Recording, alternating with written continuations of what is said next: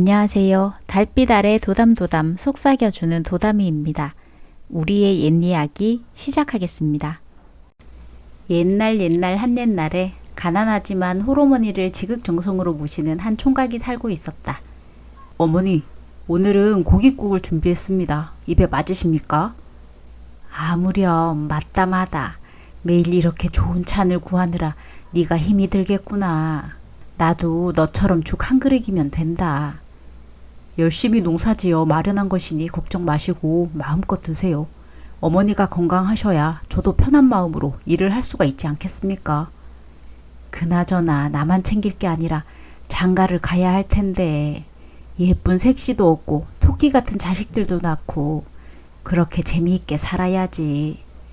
하하, 옳으신 말씀입니다. 효성이 어찌나 지극한지 총각은 누룽지를 박박 긁어 먹으면서도 어머니에게는 매일 따뜻한 고깃국을 올렸다. 항시 차가운 자리는 총각이 자고 따뜻한 자리는 어머니가 주무시도록 하니 어머니를 모시는데 이보다 지극정성일 수가 없었다. 어머니, 밭에 다녀오겠습니다. 오냐, 다녀오너라. 일을 끝낸 총각이 부지런히 집으로 돌아오는데 땅에 엽전꾸러미가 떨어져 있었다. 이게 웬 돈뭉치란 말인가? 잃어버린 주인은 얼마나 애타게 찾고 있을까? 내일 주인을 찾아줘야겠구나. 그 엽전꾸러미는 다름 아닌 그 마을에서 제일 간다는 부자 영감이 누가 주워가라고 일부러 떨어뜨려 놓은 것이었다. 점을 보는데 점쟁이가 말하길 영감님 수명이 다 되어 올해를 넘기지 못하겠습니다. 아니, 그게 무슨 말인가? 올해 장가간 자식놈 손주는 보고 가야지. 더 살 수 없단 말인가? 정 원하시면 방법이 없는 것은 아닙니다. 영감님의 수명을 다른 사람과 바꾸는 것입니다. 어떻게 하면 되겠나?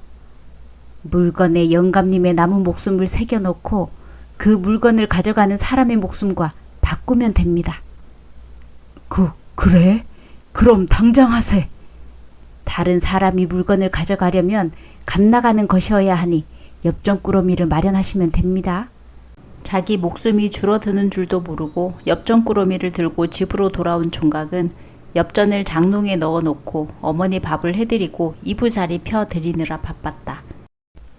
피곤한 몸을 누이고 잠이 든 총각은 그만 그날 밤 덜컥 죽고 말았다.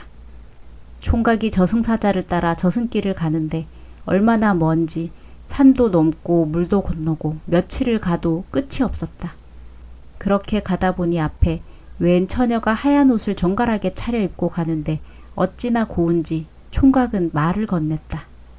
이승이라면 생각도 못할 일이지만 저승인데 어떤가 싶어 용기가 났다. 아가씨, 젊은데 어찌 저승길에 올랐습니까? 병이 깊어 젊은 나이도 이기지 못하고 일이 되었습니다. 제가 저승에 오게 된 것은 괜찮으나 홀로 남으신 늙은 아버님께 죄송할 따름입니다. 나도 이승의 어머니가 홀로 계시는데 처지가 저와 같구려. 이렇게 된 거 저승에서라도 부모님 소원도 들어드리고 몽달 귀신 처녀 귀신은 면하도록 우리 둘이 혼례를 올리는 게 어떻겠습니까? 좋습니다. 따르도록 하겠습니다. 이렇게 약조를 한 처녀 총각은 함께 저승문 앞까지 가게 되었다. 저승문 앞에는 많은 사람들이 줄지어 서 있는데 장부를 보고 사람들을 저승문 안으로 들여보내던 판관이 총각을 보고는 놀라 물었다. 당신은 아직 저승에 올 때가 아닌데 왜 왔는가? 돌아가게. 뒤에 처녀는 명이 다 되었으니 저승문 안으로 들어가시오.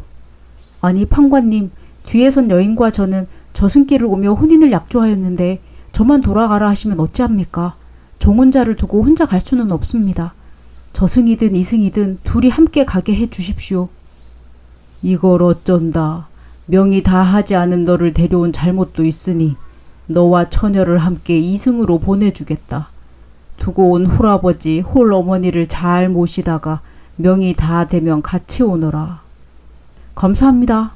감사합니다. 둘이 판관에게 감사 인사를 하고는 고개를 들어보니 벌써 이승이었다. 이런 낭패가 있나. 그 여인의 이름도 성도 물어보지 못했는데 이렇게 빨리 이승으로 돌아오다니. 그리하여 총각은 그날로 어머니를 업고 색시를 찾아 나섰다. 이 마을 저 마을 돌아다니며 품을 팔아 어머니를 복량하고 한편으로는 수소문을 해서 색시를 찾았다. 그렇게 3년을 돌아다니다 한 마을에 이르렀는데 어느 집에서 저승길에 다녀온 사람을 모시는 잔치가 열린다고 했다. 총각은 물어 당장 그 집으로 들어가 자리를 잡고 앉았다. 어서 오시오. 우리는 저승에서 보았던 걸 얘기하고 있었소. 그래, 당신도 저승에 다녀온 거요? 네, 저는 저승에 다녀오기도 했지만 거기서 한 여인을 만나 혼인을 약조했습니다. 오호, 그렇단 말이오. 신기한 이야기일세. 그럼 이승으로 돌아오면서도 색시도 같이 데리고 온 거요? 네, 둘이 같이 이승으로 돌아오긴 했으나 얼굴만 알 뿐 이름도 성도 몰라 3년째 그 여인을 찾아다니고 있습니다. 혹시 그 여인을 아는 사람이 있거나 그런 이야기를 들으신 분이 있나 이 집으로 한달음에 달려왔습니다. 사람들은 서로 총각의 이야기를 전하며 혹시나 그 여인에 대해 아는 것이 있나 서로 묻고 물었다. 그때 한 여인이 총각에게 뛰어나오는데 자세히 보니 바로 자신의 색시였다. 서방님, 반드시 저를 찾아오실 줄 알았습니다. 그래서 저는 저승잔치를 열며 3년 동안 기다리고 있었습니다.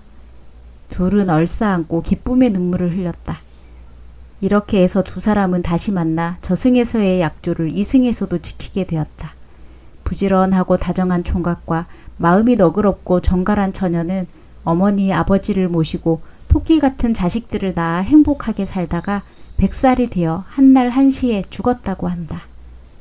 자, 처녀 총각분들은 저승문 들어가기 전에 이쪽으로 먼저 들르세요. 원하는 짝을 찾아드립니다. 어떤 색시를 원하십니까? 저는 예쁘고 잘 웃어주는 사람이면 좋겠습니다. 그럼 3번 평상에 가서 기다리십시오. 원하는 여인이 나타나면 모시고 가겠습니다. 네, 알겠습니다. 아, 그리고 헤어지기 전에 서로 꼭 이름과 사는 곳을 물어두셔야 합니다. 그렇지 않으면 3년 동안 찾아 헤매야 할 수도 있으니. 네, 소문을 들어서 알고 있습니다. 저도 색시를 구하러 왔습니다만. 아, 그러십니까? 아니, 이 양반이 저승에 와서도 정신 못 차리고. 저기 저승사자 양반, 여기 이놈 먼저 저승문 안으로 넣어주시오. 저 두 분 여기서 이러시면 안 됩니다. 오늘의 이야기는 여기까지입니다. 재미있으셨다면 구독, 좋아요 부탁드립니다.